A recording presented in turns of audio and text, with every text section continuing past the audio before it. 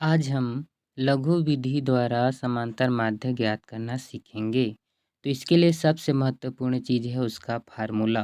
अगर हमें फार्मूला याद है तो ये आसानी से बन जाएगा। अगर हमारे पास फार्मूला याद नहीं है तो ये नहीं बनेगा। ठीक है, तो यहाँ पर फार्मूला क्या है, ये वाला है। इसको पहले समझ लेते हैं फार्मूला को।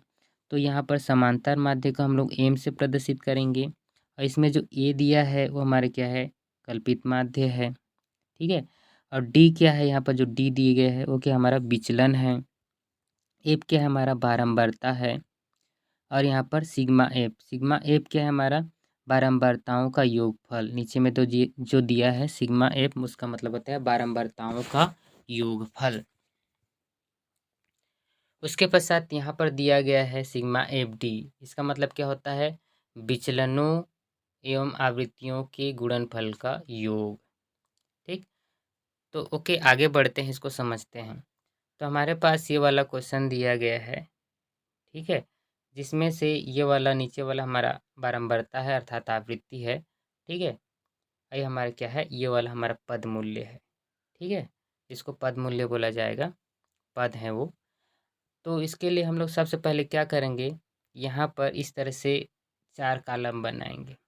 ठीक है, पहला वाला कॉलम है परिवार में बच्चों की संख्या, मतलब यही वाला रहेगा क्वेश्चन में जो है। दूसरा वाला कॉलम है परिवारों की संख्या, इसको बारंबारता या आवृत्ति बोला जाएगा, जो कि ये क्वेश्चन में दिया गया है वही है। उसके पश्चात यहाँ पर 2 और कॉलम यहाँ पर लिखना पड़ता है। कौन कौन से कॉलम, कल्पित माध्य से पद मूल्यों का विचलन और गुणनफल निकालेंगे। ठीक है, एफ और डी का, अर्थात बारंबारता और यहाँ पर जो विचलन है उसका गुणनफल यहाँ पर निकालेंगे। तो यहाँ पर 2 कॉलम एक्स्ट्रा होगा। अब देखिए, सबसे पहले यहाँ पर समझ लेते हैं, यहाँ पर जो कल्पित माध्य लिया गया है ए। ठीक है, तो यहाँ पर कल्पित माध्य क्या है, सबसे पहले हम लोग क्या करेंगे, कल्पित माध्य ज्ञात करेंगे। ठीक है, तो कल्पित माध्य क्या होता है इसको हम लोग समझ लेते हैं।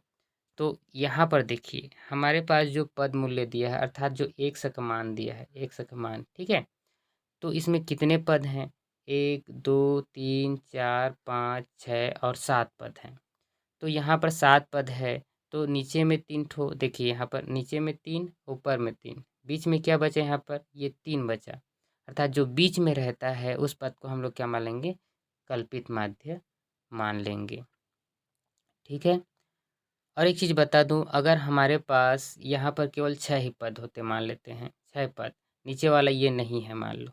ठीक है, तो इसमें हम लोग कल्पित माध्य किसको मानते, इसके लिए हम क्या करते, नीचे 2 और ऊपर में 2, बीच में क्या बचा, 2 ठो संख्या बच रहा है यहाँ पर। तो इसमें हम कल्पित माध्य किसको माने, यहाँ पर कन्फ्यूजन हो जाता है। तो यहाँ पर कोई भी कन्फ्यूजन, मतलब कि घबराने की बात नहीं है। इसमें हम लोग किसी को भी हम लोग कल्पित माध्य मान सकते हैं, 2 को भी और 3 को भी। ठीक है, अगर सम संख्या में है तो, विषम संख्या में रहेगा तो मध्य वाले को ही मान लेना है। ठीक है, चलिए, तो हमारे पास कल्पित माध्य कितना प्राप्त हो गया, 3 प्राप्त हो गया। अब इस कल्पित माध्य का करना क्या है, ठीक है, इस कल्पित माध्य का हमें क्या करना है, एक के मान में घटा देना है। ठीक है, मतलब जितने भी हमारे पास एक के मान हैं उन सभी में इस कल्पित माध्य अर्थात 3 को घटा देना है। किसको घटा देना है, 3 को।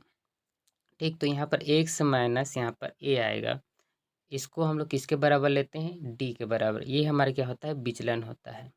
ठीक, तो यहाँ पर सबसे पहले देखिए, ये वाला फार्मूला को ध्यान से देखते जाइएगा। ठीक है, ओके, तो x का मान यहाँ पर सबसे पहले अगर 0 को लेते हैं, ठीक है, और उसको हम लोग कल्पित माध्य से घटाएंगे तो हमारे पास कितना आएगा, यहाँ पर ऋण 3 आएगा। ठीक है, वो डी के स्थान में लिखा जाएगा। उसके पश्चात दूसरा x के मान को लेते हैं 1 को, और 1 को अगर फिर से हम लोग कल्पित माध्य से घटाएंगे तो हमारे पास कितना आएगा, यहाँ पर ऋण 2 आएगा। ठीक है, उसके पश्चात फिर हम लोग यहाँ पर इस मान को लेते हैं 2 को, और उसको फिर से कल्पित माध्य से घटाएंगे तो कितना प्राप्त होगा, हमारे पास ऋण 1। इसी प्रकार से ये वाला सभी संख्या हमारे पास प्राप्त हो जाएगा। अब क्या करेंगे, अब हमारे पास ये वाला कॉलम बचा, ये तो पूरा हो गया। ये वाला जो कॉलम है इसका मतलब है एफ डी मतलब एफ और डी को हमें क्या करना है, गुणा करना है। तो यहाँ पर 20 के साथ ये गुणा होगा तो हमारे पास ये प्राप्त होगा। ठीक है, उसके बाद 120 के साथ ये वाला गुणा होगा तो ये प्राप्त होगा। इस प्रकार से दोनों को गुणा करके यहाँ पर लिखते जाएंगे तो हमारे पास ये पूरा कॉलम प्राप्त हो जाएगा। फिर क्या करेंगे, यहाँ पर देखिए 2 प्रकार से संख्या प्राप्त होगी। ये सभी के सभी क्या है, ऋणात्मक में है, नीचे वाला क्या है, धनात्मक में है। तो सबसे पहले हम लोग क्या करेंगे, जो ऋणात्मक ऋणात्मक है उसको हम लोग पहले जोड़ देंगे और धनात्मक धनात्मक को जोड़ देंगे। तो यहाँ पर देखिए इनको जोड़ते हैं पहले, इसका आंसर ऋण में आएगा क्योंकि सभी के सभी क्या है, ऋण में है। तो सबसे पहले यहाँ पर देख लीजिए, 60 और 240 को जोड़ेंगे तो 300 आएगा, और 300 में अगर 250 को जोड़ देंगे तो कितना आएगा हमारे पास, 550 आएगा। माइनस में कितना आएगा, ऋण 550 आएगा। ठीक, और नीचे वाले को देखिए, इसको सबको जोड़ेंगे तो कितना आएगा हमारे पास, 430 आएगा। फिर ये माइनस में है, ये प्लस में है तो घटेगा, तो इसमें आंसर कितना आएगा, 20 आएगा। किसमें, माइनस में, क्योंकि हमारे पास जो बड़ा वाला संख्या है किस में है, माइनस में है। सॉरी 120 आएगा, यहाँ पर कितना आएगा, 120 आएगा। ठीक, तो माइनस में हमारे पास कितना प्राप्त हो गया, यहाँ पर 120 प्राप्त हो गया। ठीक, और उसके पश्चात इसको भी हम लोग क्या कर देंगे, जोड़ देंगे। तो जोड़ने के पश्चात हमारे पास कितना प्राप्त हो जाएगा, ये 1000। तो 1000 किसका मान है, सिग्मा एफ, क्योंकि सभी एफ को यहाँ पर हम लोग जोड़े हैं, इसलिए यहाँ पर इसको किससे प्रदर्शित करेंगे, सिग्मा एफ।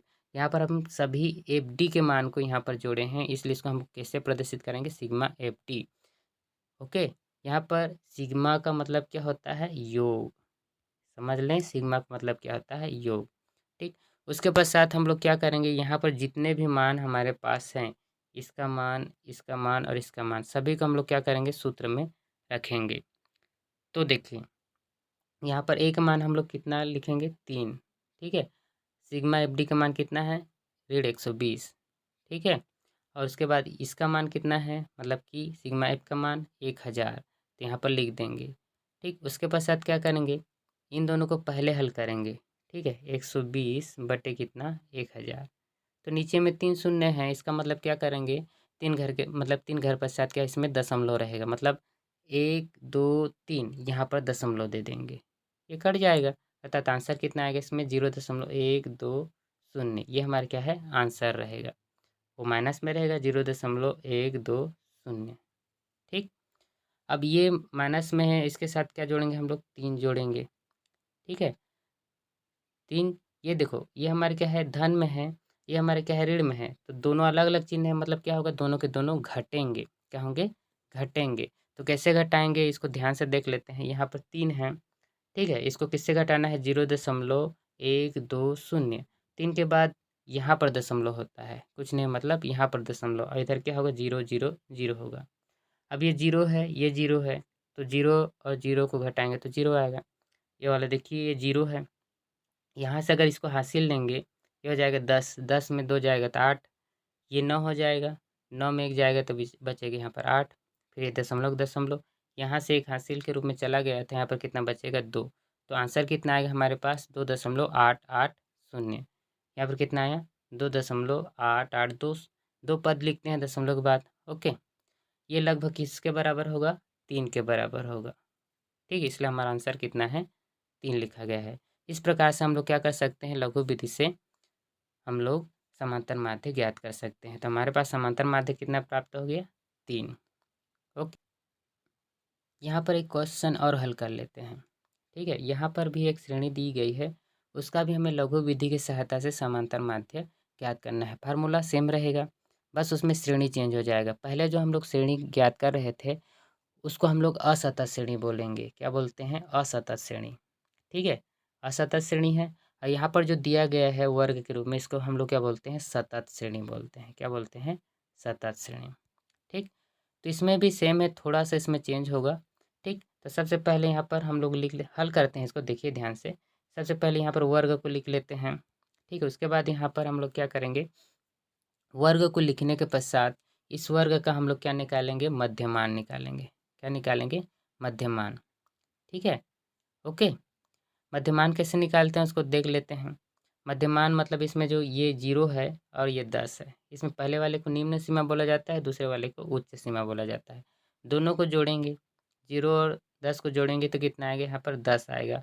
फिर उसको 2 से डिवाइड करेंगे तो कितना आएगा, इसमें आंसर 5 आएगा। मतलब उच्च सीमा और निम्न सीमा को जोड़ेंगे और 2 से डिवाइड दे देंगे, डिवाइड करेंगे तो कितना आएगा, इसमें 5 आएगा।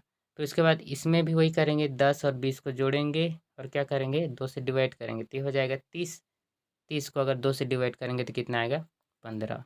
ठीक है, तो यहाँ पर 5, 15, 25, 35 और 45 इस तरह से आ जाएंगे। ये हो गया मध्यमान, इसको हम लोग x से प्रदर्शित करेंगे। ठीक है, यहाँ पर जो फ्रीक्वेंसी दिया है यहाँ से लिखा गया है। ठीक है, f का मान। अब यहाँ पर जो d दिया गया है, d कैसे निकालेंगे, जो पहले निकाले थे वैसी इसमें हम लोग क्या करेंगे, यहाँ से कल्पित माध्य मानेंगे तो इसमें बीच में क्या है 25 है, तो यहाँ पर कल्पित माध्य क्या होगा 25 होगा। फिर क्या करेंगे 25 को सब में मतलब कि यहाँ पर 5 में क्या करेंगे हम लोग 25 को घटाएंगे तो कितना आएगा, यहाँ पर ऋण 20 आएगा। फिर यहाँ पर जो 15 है 15 में फिर हम लोग क्या करेंगे 25 को घटाएंगे अर्थात कल्पित माध्य को घटाएंगे। इस फार्मूला का यूज करेंगे। यहाँ पर डी बराबर क्या होता है x माइनस ए। ए का मान कितना है यहाँ पर 25। यहाँ पर x के मान को ले लेना है किसी को भी, जैसे 5 को ले रहे हैं। ठीक है, घटाएंगे तो कितना आएगा यहाँ पर ऋण 20 आएगा ये वाला। ठीक, ओके, तो इसमें भी हम लोग 25 को घटाएंगे तो कितना आएगा, इसमें ऋण 10 आएगा। मतलब सभी में 25 को घटा दो। ठीक है, सभी को 25 से घटा दो तो हमारे पास कितना आंसर आएगा, ये सब आएगा। ठीक है, ओके। उसके पश्चात हमें क्या करना है, ये डी और एफ को गुणा करना है एफ डी प्राप्त करने के लिए। तो इसमें इसको गुणा करो 40 आएगा, इसमें इसको गुणा करो। ठीक है, ये वाला इसके साथ गुणा हो जाएगा, ये वाला इसके साथ गुणा हो जाएगा और ये वाला इसके साथ गुणा हो जाएगा। ठीक है, यहाँ पर सबको लिखते जाना है, फिर सबको क्या करना है जोड़ देना है। ठीक है, ये वाला माइनस माइनस को पहले जोड़ो फिर प्लस प्लस को जोड़ो। ठीक है, माइनस माइनस को जोड़ेंगे तो कितना आएगा 140 आएगा। ठीक है, और प्लस प्लस को जोड़ेंगे तो कितना आएगा यहाँ पर 160 आएगा। घटाने पर कितना आएगा यहाँ पर 20 आएगा, धन में आएगा क्योंकि बड़ा वाला क्या है धन में है। ठीक है, यहाँ पर आंसर कितना आ गया 20 आया। उसके बाद यहाँ फ्रीक्वेंसी को जोड़ेंगे, सभी को एफ को जोड़ेंगे तो यहाँ पर कितना आएगा हमारे पास 30 आएगा। फिर सभी को क्या करना है फार्मूला में रख कर हल करना है। ठीक है, तो यहाँ पर हम लोग ए का मान रखेंगे 25, इसका मान कितना है 20 और नीचे वाला का मान कितना है 30। सभी को यहाँ पर रखेंगे, उसके बाद हल करेंगे। ठीक है, यहाँ पर 20 और 30 को सबसे पहले हम लोग क्या करेंगे डिवाइड करेंगे तो इसमें कितना आएगा देखिए। सबसे पहले तो 0 0 कटेगा तो यहाँ पर 2/3 बचेगा। फिर 2 को 3 से डिवाइड करेंगे तो 2 को 3 से डिवाइड करेंगे तो कितना आएगा यहाँ पर ध्यान से देखिए। ठीक है, सबसे पहले तो छोटा है तो शून्यम का पहाड़ा लेंगे। ठीक, यहाँ पर 2 आएगा दशमलव के बाद ये 20 हो जाएगा। ठीक है, इसमें उसके बाद 3 का पहाड़ा पढ़ो 20 से ज़्यादा नहीं होना चाहिए तो 3 6 18। फिर इसमें 2 बचेगा, फिर यहाँ पर क्या हो जाएगा शून्य हो जाएगा, फिर 20 आएगा, फिर इसमें क्या आएगा 6 6 6 आते जाएगा। ठीक है, तो इसको हम लोग इस तरह से लिख सकते हैं 6 6 और 6 है, इसको हम लोग ऐसा लिख सकते हैं 0.7 लिख सकते हैं। ऐसा क्यों, इसको पहले समझ लेते हैं। अगर हमारे पास दशमलव के बाद किसी संख्या को हटाना है, दशमलव के बाद की संख्या को, यदि हटने वाला संख्या 5 या 5 से बड़ा है, 5 या 5 से बड़ा है, ठीक है, तब सामने वाले में एक हम लोग जोड़ देते हैं। जैसे कि यहाँ पर देखिए 0.6 और 6 है, इसमें अगर हम लोग क्या करेंगे इस 6 को हटाएंगे तो ये कैसा हो जाएगा 0.67 हो जाएगा। ठीक है, क्योंकि ये 5 से बड़ा है। ओके, अर्थात 5 या 5 से बड़ा रहता है तो सामने वाला जो वो हट जाता है। अगर 5 या 5 से बड़ा रहता है तो जो उसके बाद जो बची संख्या होती है वो क्या होता है, उसमें एक जुड़ जाता है, मतलब एक बड़ा हो जाता है। ठीक है, एक चीज़ और बता दूं, अगर मान लेते हैं हमारे पास ये है ऐसा है, ठीक है, अगर इसमें हम लोग 5 को हटाएंगे, ठीक है, तो यहाँ पर कितना आएगा 0.6 ही आएगा, ये नहीं बढ़ेगा। ठीक है, अगर मान लेते हैं यहाँ पर ये 7 और 5 रहता था, अगर यहाँ से हम लोग 5 को हटाएंगे तो यहाँ पर आंसर कितना आएगा 0.8 आएगा। ऐसा क्यों, इसका एक नियम होता है कि यदि हम लोग जो हटा रहे हैं वो 5 के यदि बराबर है, ठीक है 5 के बराबर है, तो उसके सामने वाला यदि सम संख्या है तो वो नहीं बढ़ता है, उसमें एक नहीं जुड़ता है। अगर ये विषम संख्या है तो वो बढ़ जाता है, अर्थात 5 रहने पर अगर विषम संख्या है उसी में ऐड करना है एक को। ठीक है, समझ में आ गया। अगर सम संख्या है तो उसमें ऐड नहीं करना है। ठीक, अगर वो 5 से बड़ा संख्या कोई हटता है, जैसे 0.6 है, ये हटेगा तो ये आसानी से बढ़ेगा, मतलब क्या हो जाएगा 0.7 हो जाएगा, उसमें एक बढ़ेगा। लेकिन यदि ये वाला 5 है तो ये सम संख्या नहीं बढ़ेगा, अगर विषम संख्या होता है तो वो बढ़ जाता है। ओके, चलिए, तो हमारे पास ये 25 आया, उसमें कितना है हमारे पास 0.7 ले लेते हैं। ठीक है, तो हमारे पास कितना आएगा 25.7 7 ये हमारा क्या होगा, आंसर होगा। ठीक, इसी प्रकार से हम लोग समांतर माध्य ज्ञात कर सकते हैं। ओके।